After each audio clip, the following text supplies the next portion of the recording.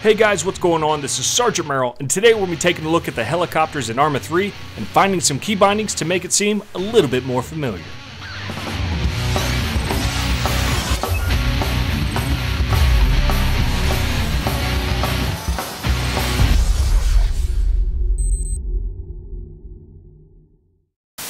So flying in Arma 3 can be a bit of a challenge for some people, including myself. I made a reference to Helen Keller when I first stepped into the helicopters in Arma 3, and I'm still learning quite a bit, but I have come up with a system that will simplify the flying experience for you and make it feel a little familiar, especially if you've jumped into the Battlefield series.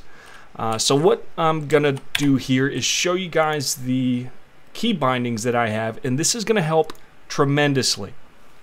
And it may seem a little wacky at first, but you want to put your cyclic forward as mouse up, cyclic backward, mouse down, cyclic left and right to mouse left and right. Now the collective raise I put as W, and the collective lower I put as S. What that is increasing the throttle and decreasing the throttle. And for our left and right pedal, that's going to be our turning mechanism. Do not use left turn and right turn, because that is essentially doing the same thing as cyclic left and cyclic right, only it's going to cause you to lose control of your aircraft a lot easier. You have a lot less control over it than you do with the mouse. So don't mess with that, and this is what it's going to feel like. Hopefully when you see me fly, you'll get an idea. This will feel a lot like Battlefield 3. Now, it's not going to feel exactly like Battlefield 3. That's a very simplified version of flying a helicopter. The mechanics and the physics are just not very realistic. So you're going to get a little bit of resistance when you try and do some of the maneuvers in Arma 3 that you do in a game like that.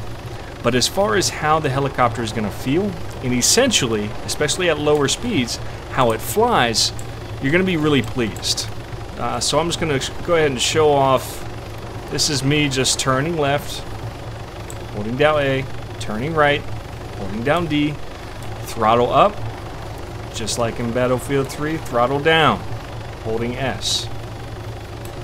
So that all feels the same. As far as the mouse, cyclic left, cyclic right, forward, backward, you just need to be very careful about your speed. The mechanics just get crazy out of control if you just start going all the way forward, and you'll get into this little swinging motion when you're trying to do your runs, and it gets a little difficult.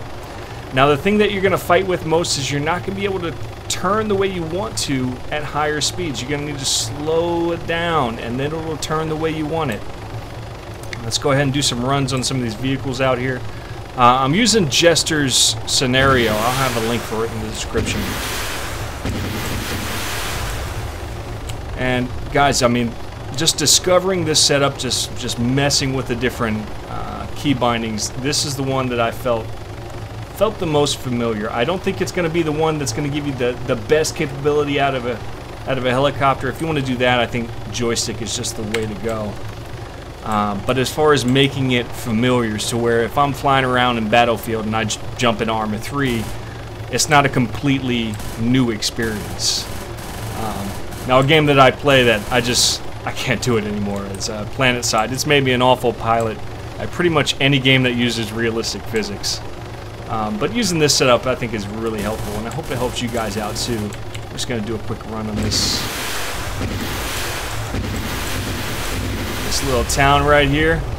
Feels really good. Now, another thing that I want to tell you real quick, and a lot of people consider this cheating, or they're like, oh, you can't use that, is the auto hover mechanic. If you ever get yourself into an oh shit moment where you just cannot control this aircraft, let me try and get myself out of control here.